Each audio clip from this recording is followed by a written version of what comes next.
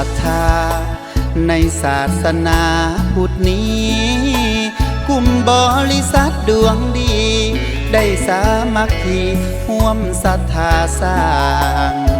พระพุทธมังคลารัตนมุนีขึ้นมาหนึ่งปางด้วยหวังนำแสงสว่างพระพุทธพระธรรมคำใจปวงโสตนประดิษฐานพระเจ้าใหญ่องค์ตื้อจำลองอยู่สายแดนบ้านพี่เมืองน้องส่องเมฆวังเต่าจำปาสักอุบลเป็นศูนย์รวมใจบูชากราบไหว้พุทธศาสนิกชนยึดเหนี่ยวหัวใจผู้คนให้สำรวมตนคิดดีทำดีก่อนเดินทางไกลแวะมากราบไหว้ขอพรขอโศกให้พ้นทุกข์พ้นโศกปราศจากโรคปราบแพ้ภัยลีทำมาหากินไกลบ้านไกลถิ่นให้ลื่นไหลดีเจ้านายหาของเงินคำมากมีเวียกงานหน้าที่ก้าวหน้าก้าวไกลพวกเขาภูมิใจที่ได้สร้างบุญครั้งนี้กลุ่มบริษัทดวงดีได้สร้างบารมี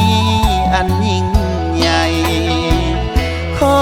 อานิสงส์เสริมส่งให้สมดังใจ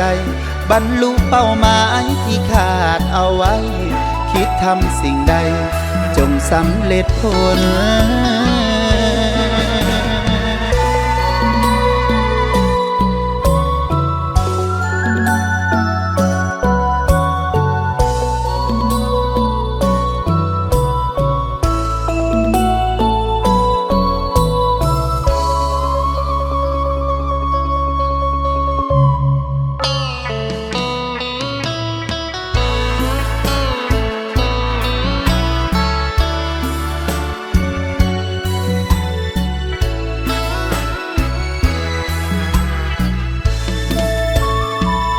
ก่อนเดินทางไกลแวะมากราบไหว้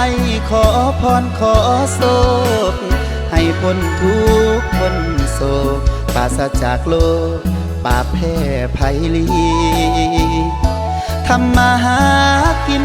ไกลบ้านไกลถิ่นให้ลื่นไหลดีเจ้านายหาของเงินคำมากมีเวียกงานหน้าที่ก้าวหน้าก้าวไกลพวกเขาภูมิใจที่ได้สร้างบุญครั้งนี้กลุ่มบริษัทดวงดีได้สร้างบารมีอันยิ่งใหญ่ขออานิสงส์เสริมส่งให้สมดังใจบรรลุเป้าหมายที่ขาดเอาไว้คิดทำสิ่งใดจงสำเร็จผล